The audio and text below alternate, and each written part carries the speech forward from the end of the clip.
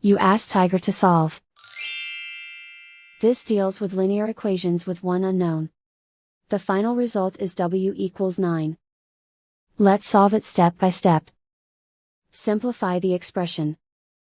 Expand the parentheses.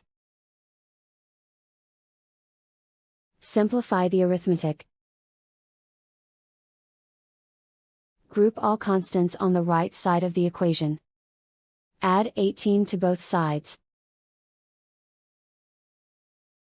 Simplify the arithmetic.